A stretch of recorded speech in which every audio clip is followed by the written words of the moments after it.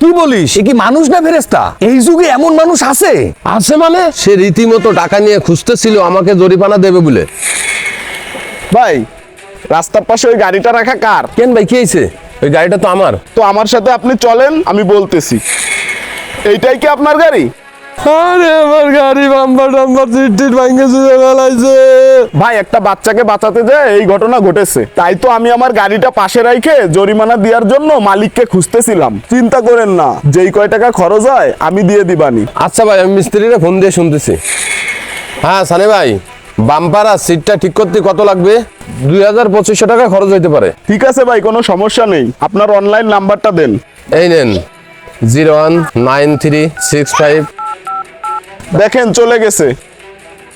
আইছে। ঠিক আছে, এই যে গাড়ি সারার টাকাটা তো পালাম।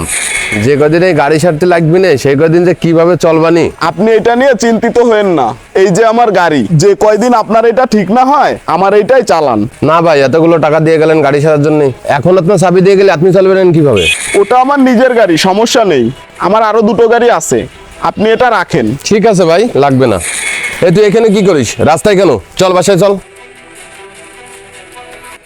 আব্বু, ওই লোকটা কি তোমার বন্ধু? কেন, কি হয়েছে? আজকে আমি অ্যাক্সিডেন্ট করে যাচ্ছিলাম, ওই লোকটা আমাকে বাঁচাইতে যেয়ে তোমার গাড়িতে মাইরে দিছে। আসলে লোকটা ভালো লোক। এই লোকটার কাছ থেকে জরিমানা নেওয়া যায় না, টাকাটা ফেরত দিয়ে দেই। টাকাটা আবার ফেরত পাঠালো কেন? হ্যাঁ ভাই, হ্যালো ভাই, আপনি আবার টাকাটা ফেরত দিছেন যে? আপনাকে ধন্যবাদ আমার ছেলের জীবন বাঁচাবার জন্য। ঠিক আছে ভাই, ঠিক আছে। কি বললি? এ তো পুরো সিনেমার কাহিনী। তাহলে আর বলছি কি, কাহিনীটা সিনেমার চেয়ে কোনো অংশে কম না। মাঝে মধ্যেই আমাদের জীবনে এমন ঘটনা ঘটে যা সিনেমাকেও হার মানায়।